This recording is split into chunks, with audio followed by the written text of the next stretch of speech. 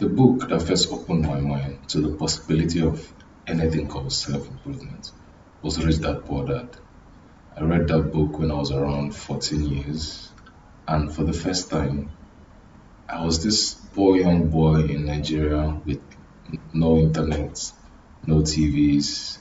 Well, we had TVs, but no electricity to even watch TV shows, and a complete basic lack of amenities that could expose me into a possibility of a bigger life with wider possibilities. When I read Rich Dad Poor Dad, for the first time, my mind got a bit expanded and shown the possibilities that even someone starting from nothing could build his way up or to the top and make a lot of cash. However, I didn't think too much about it. I read that and shelved it and went about doing what my parents want me to do, going to school, even though I was already very disenfranchised with school and I never really liked school, especially from secondary school upwards. To me, it just felt forced and unreasonable because our teachers were broke and they were teaching us, who were children from broke areas, how to be broke in the future. That's basically what I figured out, and it was pointless because they were teaching me things I didn't want to know. I remember I used to drop class a lot and go to the library and just read random stuff because I was very, very disinterested in what was going on in class. So, in my bit of reading random books, I came across Read That Poor Dad. I read that and it instantly piqued my interest because I was, wow, this is something that improves you, that gets you to a place where I want to be, which is being an older rich man with cash to spend and not having to worry about every single naira that passes through my hand and worrying how I'm going to feed myself in school when my parents don't have enough to give me.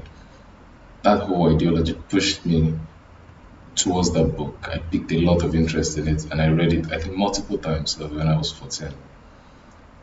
But as I said earlier, I went back to school and continued living life. Fast forward to my third year in school, I went on IT, which is industrial attachments we do in Nigeria, where at the third year of your 4 year school, you go to an organization and then you work as an intern for around 3 to 6 months before you come back to finish your program in school.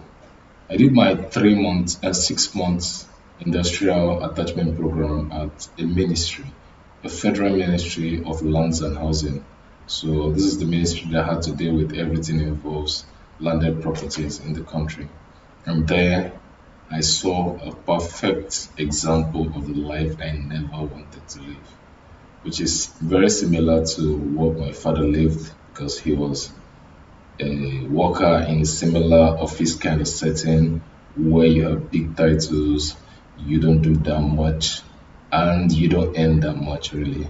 You keep waiting for other ways to earn income through um, the ones at the top giving you extra cash as gifts or looking for scandalous ways to make money to kind of increase your income. Those people were dressing nice, rushing off to work every morning. And at the end of the month, they get like 70,000 naira, even some even lower than that, which is not even enough. Like, even then, as a student, I was thinking about that cash and thinking, wow, this cash is very small. Then thinking of somebody who has family and stuff. So instantly, that experience really cemented in my mind that this is not what I wanted to do. And I needed to take myself somewhat from where I was working towards a degree that I didn't really enjoy, trying to graduate so that I can gain even the lucky opportunity to come and work in a ministry like this where I still earn poor amounts of cash and still don't do much and do work that is very, very intellectually numbing. Like they do work there that is pointless. They tell you to carry files from here to here, things that should not even exist per se because it's just busy work. And they force you to do the stuff because there's nothing else to do. So I was like, no, no, no, no, no. This is definitely not the life for me. I needed to improve myself. So when I got back to school for my final year, I was even further disenfranchised because I didn't, I was really, really absent-minded in school. It's like, man, I need to figure out what I'm doing with my life, man. throughout the year, it was a bit frustrating because I kept busy bothering you. If you've been in Nigerian university, you know the final year is hectic with your project work, which is another bullshit that nobody reads. We're busy around trying to do that, trying to win favors from the lecturers so we graduate well. But at the same time, I was completely at times in my mind where I was completely zoned out and thinking of God, what the fuck am I going to do with my life? And this was something that spreads around because everybody in school then in 400 level would generally understand that while we're celebrating and like, oh, we're almost done, finally this sufferness in this school is done, there was something at the back of our minds like, oh more, oh more, na graduation will be this one. Like, oh more, we're going into the market, into the open market where things are kind of hopeless in this country. How are we going to survive? How are we going to make things happen? So around that time, I started getting drawn to non-fiction books, drawn towards books like self-improvement, books like The Richest Man in Babylon, books that kept teaching people on how to make money or how to improve your mental state, how to improve your financial state, how to take you further in life, like elevate your status. I started getting drawn to that because, like I told you, I was always drawn to reading. Like I always, but I used to read like random stuff. Then I used to read whatever interests me. Sometimes it might be science fiction. The next 2 months it might be romance. The next 3 months it might be history. So whatever I just get an interest for, I started reading.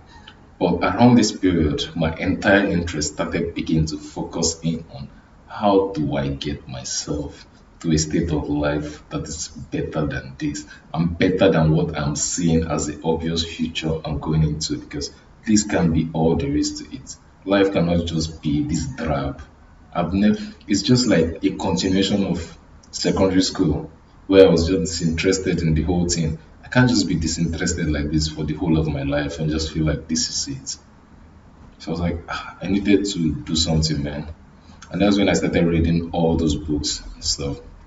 Back then, I used to remember that when I was reading books like that, even among the students that were being educated to say, let's say they were trying to educate us to improve our lives in the future, even amongst them, when they see me reading books like that, I used to always get remarks like, more, I'm gonna be books they do more for Nigeria, more Nigeria, all this motivational stuff is not really, it doesn't really work. All those stuff doesn't really help you because we have this assumption that to move forward for this country, you need connections. And what they mean by connections, you need to know people in places. The thing is, yes, I understand that connections and knowing people in places is a very, very vital part of moving forward in life. But here in Nigeria, we believe that's the only way because generally because of the amount of corruption, because of the amount of dysfunction in the way a lot of things work, we just assume that the only way for you to really catapult upward in life is somebody has to give you a channel. There is really no belief that you can just grind through things and make things work by putting your head down, trying to improve your skills. We believe even if you get the skills, you might not get access to the positions where you can use that skills to make money except somebody fix you there. So there's a general disdain for this whole moving yourself forward, trying to read, trying to improve. Because we know that or even if you study agriculture and you don't even know anything about money, if your father is the manager of the bank, or if your father knows somebody at the bank, last you get a position at a high ranking place in the bank and you'll be alright. Why the person that is graduating with first class will still there for street might end up doing POS or other mobile work that might not earn him anything. So we generally just when they see you reading motivational books or books trying to improve your life, self-help books, stuff like that, it's always like no, this one just a wasting time or they try do waiting they help anybody. So I generally got that sentiment. And but being the rebel that I was, I never really cared because all my life I've heard people give me that kind of sentiment towards whatever things I like, and I've just been doing whatever I like anyway.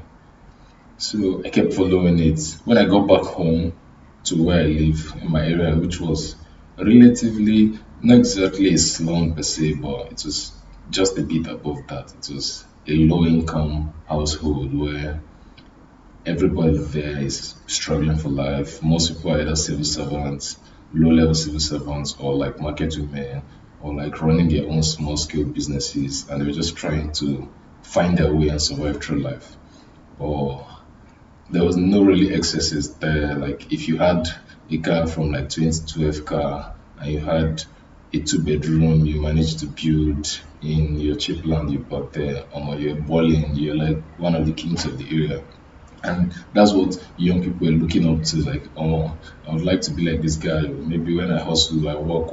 I would like to buy my own land for 75K, start to build my house more small, even if it's in a further off region away from the area is developed, and start building my house. And so before you know, if I can get a wife, buy one small 2008 car, so life is good, man. So that was basically the dreams and aspiration of most of my peers around there. People never really had this forward thinking plan of, we can really level up and move ourselves from this area. So when I got back home and continued this, then I was waiting for the compulsory youth service. That's the national youth service when you do after you leave school. And during that whole period, I was seriously ramping up my amount of consumption of self-help knowledge. Started watching YouTube channels. I started reading way more books. I think I read like up to 50 books within a span of like 2 years. I kept buying books. Like every small cash I had, I'd buy books. I'd go and to get cash now, if you're in Nigeria, you know how it is. There's no easy jobs where you can just go and earn per hour or earn whatever. You have to struggle. If your father is not well to do or you're not connected in the right places and you have no experience, you have to really struggle to get every bit of cash you get. So I was really going through shit to get those cash. I was helping doing menial jobs. I was working with people, rental companies to help them carry rental chairs and canopies and stuff. Like really, really manual labor to get this cash. And I started buying books and I started getting reading a lot of stuff. Then my friends used to always tell me, I used to have like friends in the area, homies, people my age group that were growing with. They were even offering even worse criticism than I got from the people in school because they were very, very dismissive. Like, okay, forget that thing, Joe. All this one, no, they help anybody. They see me with books. They were not really trying to stop me per se, but they were openly against it. Like, nah, man, that's just a waste of time. Rather than bothered about, more, let's look for how to get out and just hire more, how to deal right, get a little bit of alcohol and while away our sorrows and maybe complain for like 30 minutes about the country and how everything is, then go back to getting high and just last, we not say we go graduate, we go look for connection, we go find way attach ourselves to some kind of civil service job and then we will know how we'll find our way. But man, I never really got tied into the idea of settling for a life that was just that dry.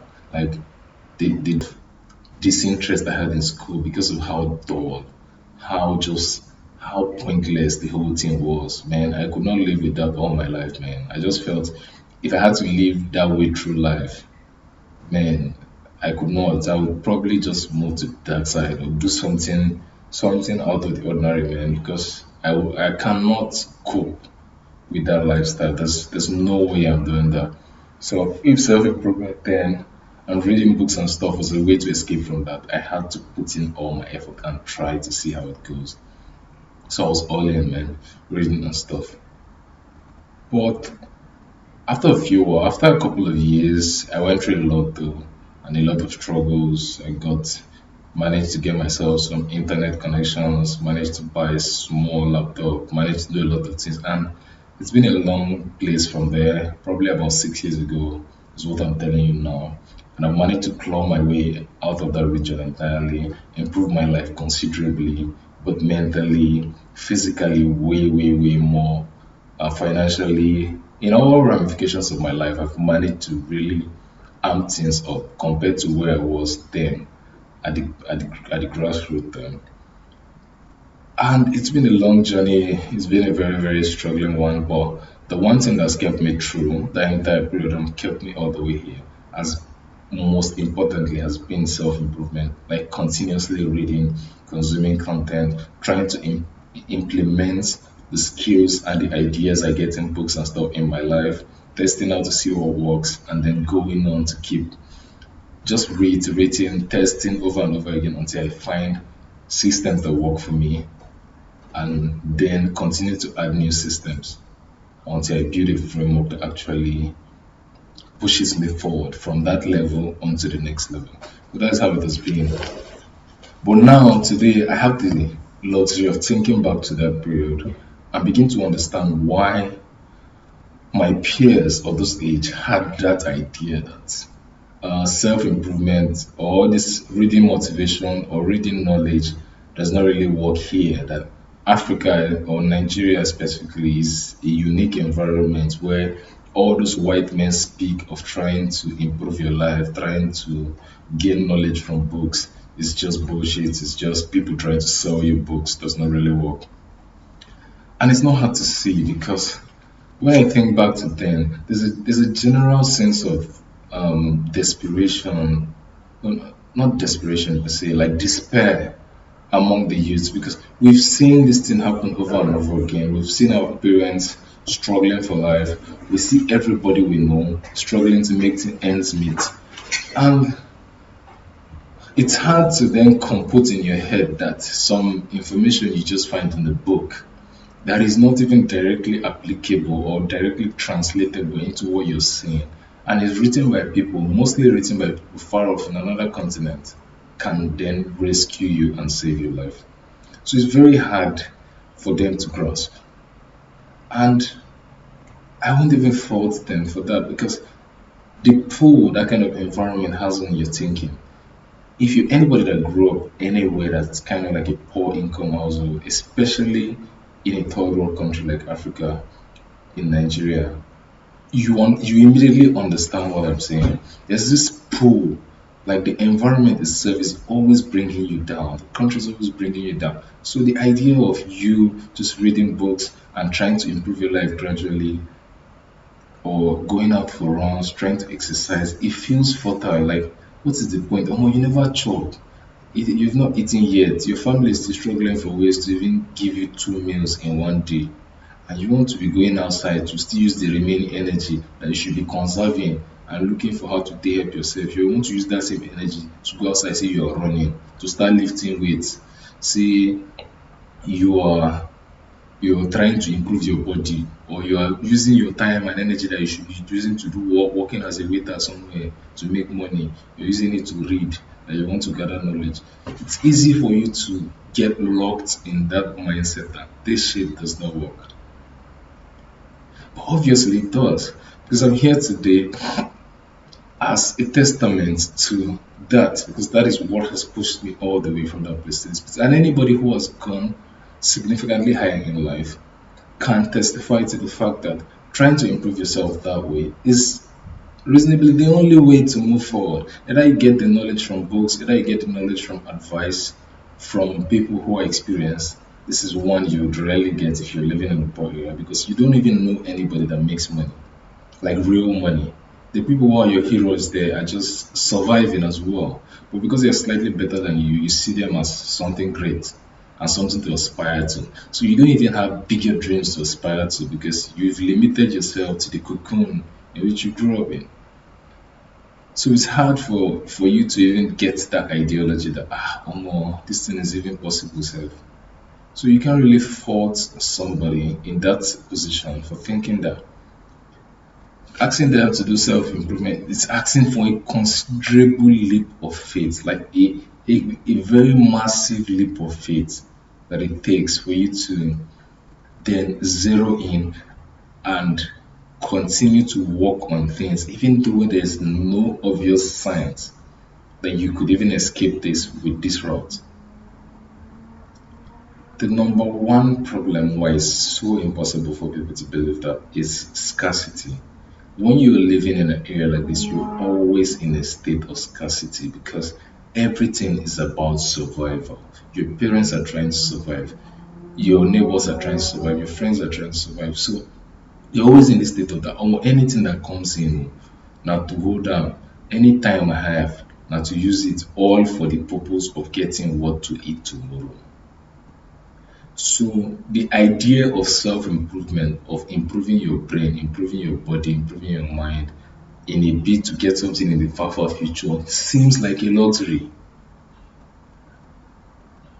and a luxury you cannot afford because you are trying to survive. So it gets pushed away and seen instead as something that cannot happen. The question now is, how do you switch from that to a point where, from that mind state, how do you switch from that mind state where you're in this perpetual state of survival to a mind state where you can then allow yourself to dedicate time, dedicate effort, dedicate energy into improving yourself and then possibly getting out from that situation? That is where the leap of faith is required. First, you have to expose yourself to the idea that it is possible. Expose yourself to the knowledge of people that have actually escaped from regions like that. And this begins to acquaint your mind with the idea that escape is possible if I can improve to the point where I can. It's easy to see that self-improvement, in the way that it's practiced everywhere in the world, in the way people try to tell you about what to do, does not directly translate to your situation here in the ghetto, because that is the element of truth that appears in what people like that tell me. Because when you hear things like it is not possible, it is this, it is that, this one does not work in Nigeria, does not work here, it is not. When you hear stuff like that, it comes from a place where there is some issues that is making them come to that conclusion. And those issues are real. They are not imagined. They are the issues that you have to fight. That is why self-improvement here is a completely different thing from if you're practicing it elsewhere. There are specific issues that you must scale over for anything you're trying to do to actually become effective. Number one is hunger. While you're trying to improve yourself, you must find a way to feed yourself. You cannot self-improve in the grave. And hunger is a very, very critical aspect of living life in those low income areas. You have to find a way to solve your feeding problem. So you never have to keep worrying 100% on food and then not have time to do stuff or not even have the energy to start to improve yourself. Next, after you fix the problem of hunger, because hunger is critical, it's a survival, you have to look for easy ways to make money. Look for ways to make money that will not take your entire life, that you won't be at a place doing a 12-hour shift as at a waiter in a restaurant, and then at the end of the month you collect 15,000 naira. You should look for more creative ways to work. I was willing to go and work with rental companies, do hard labor like that to get money, to get internet, to buy books, while I get a lot of my other times available for free. So it's better to do things that are hard and get small cash and then get the rest of your day to yourself. Then you can use the rest of your day to try to improve your mind, improve your skill set, improve your body itself, and do other things that will take you forward and away from the life. Next is your mindset. Your mindset has to shift from scarcity to abundance. Because the number one thing that makes those people give me that ideology is because they're living in a position of scarcity. And it's not hard to you can't really blame them for that, because everything in their immediate environment screams scarcity. Conserve, conserve, conserve. Don't waste your energy. Don't waste your time buying books. Don't waste your time reading. Don't waste your funds. Conserve, save everything so that we can at least get something to eat. You first have to shift that mindset and understand that in this world, there is an abundance of opportunities. There's an abundance of tools. There's an abundance of money. There's an abundance of everything you're looking for. The question is, how do you level yourself up to somebody that attracts those things?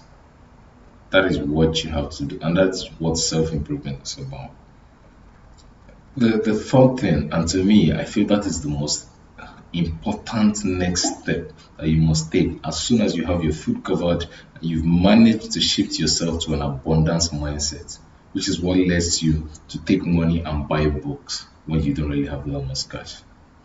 The third thing is to create a conducive environment for yourself where self-improvement can exist. When you're living in a place like that, it is very easy to get caught up in the cycles of keep going around and doing the same thing and trying to survive.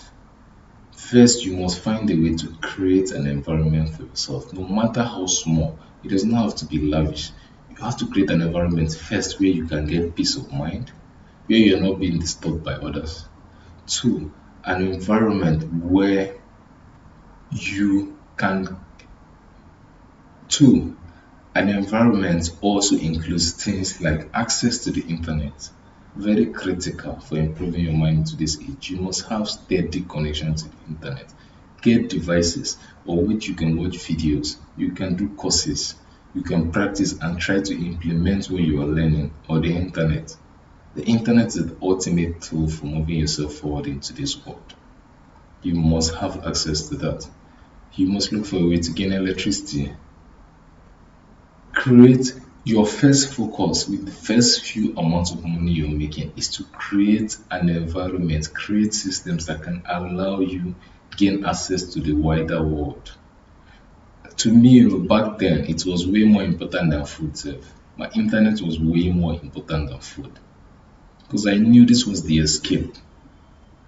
The access to these tools that gave me knowledge, gave me access to facilities that could take me out of here was way more important than every other thing.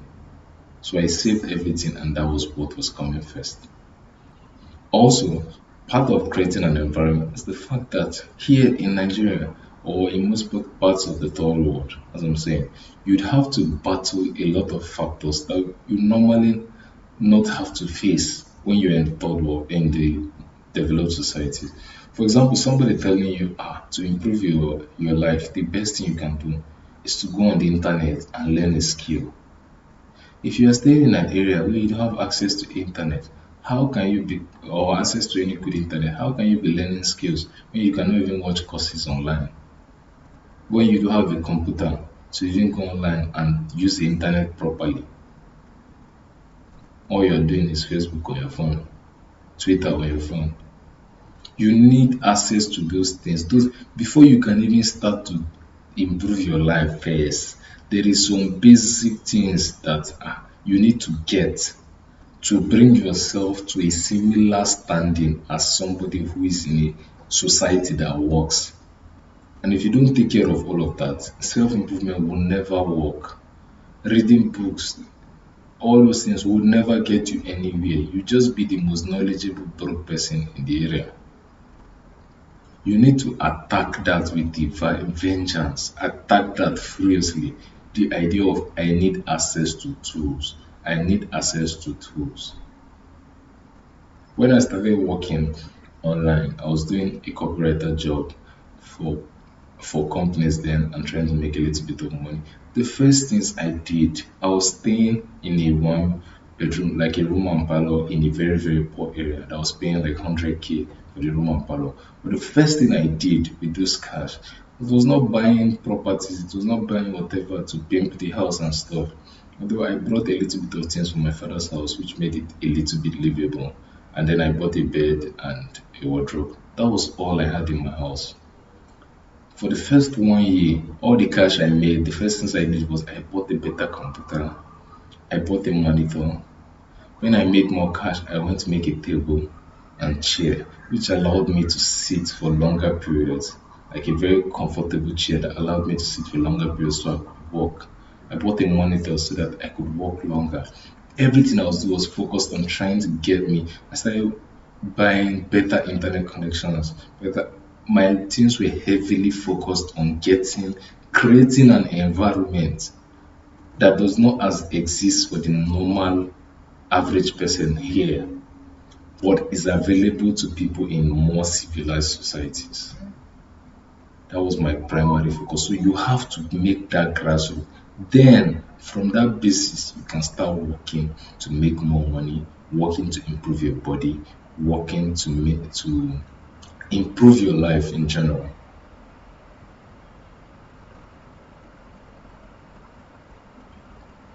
And that's it.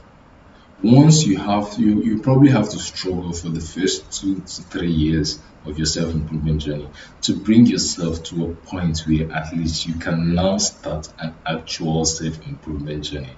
Because to me, I would suggest you spend the first 2 years battling those factors, the Nigerian factor, the African factors that will weigh you down. Access to internet, access to electricity, access to information, access to a gym, access to things like that. You have to really battle that the first 2 to 3 years. Make sure you have all of that checked.